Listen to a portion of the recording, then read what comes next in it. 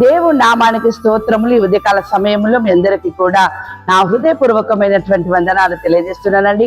ఈ దినము దేవుడు మీతో మాట్లాడుతున్నటువంటి మాట ఏంటంటే, నీ అవమానములో నిన్ను హెచ్చించేదను అంటున్నాడు. ఎక్కడైతే నీకు అవమానం కలిగిందో అక్కడే దేవుడు నిన్ను హెచ్చింపజేస్తా ఉంటాడట. దేవుని బిడ్డలారా, చూడండి, అద్భుతమైన రీతిగా దేవుడు ఈ ఉదయకాల సమయంలో మీతో మాట్లాడుతూ ఉన్నాడు.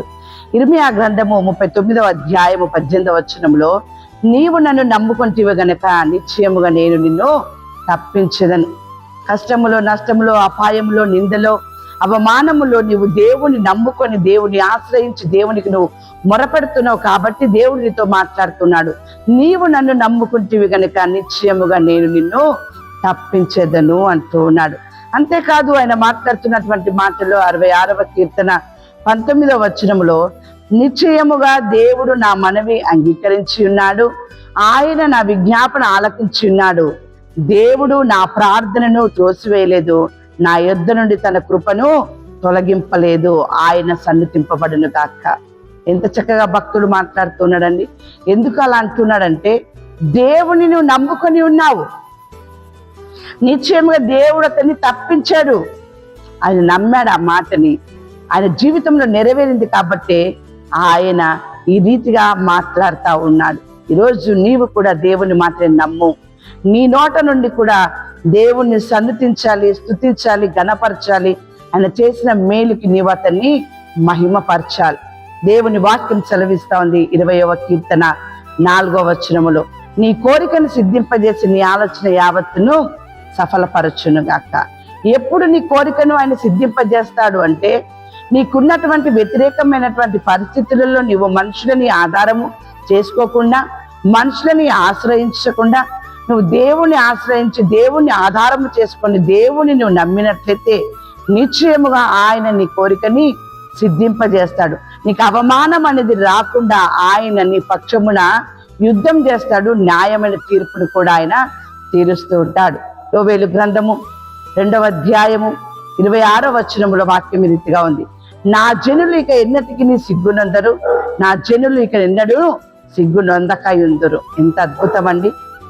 నువ్వు మనుషులను ఆశ్రయించలేదు, దేవుణ్ణి ఆశ్రయించినావు కాబట్టి దేవుడు మాట్లాడుతున్నాడు, నా జనులు ఇక ఎన్నటికని కూడా సిగ్గునందరు.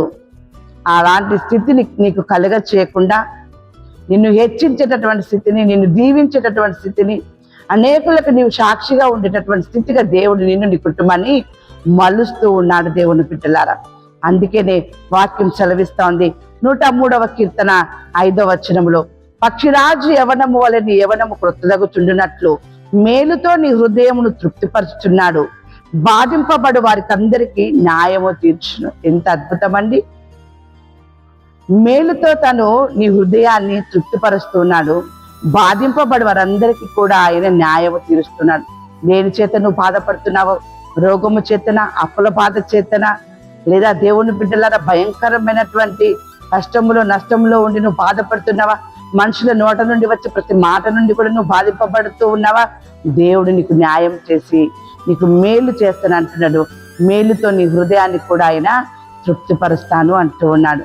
దేవుని నమ్మండి, దేవుని ఆశ్రయించండి, దేవుణ్ణి ఆధారం చేసుకోండి. మీ జీవితంలో నిశ్చయముగా ఆయన ఈ మేలులు అనుగ్రహిస్తాడు.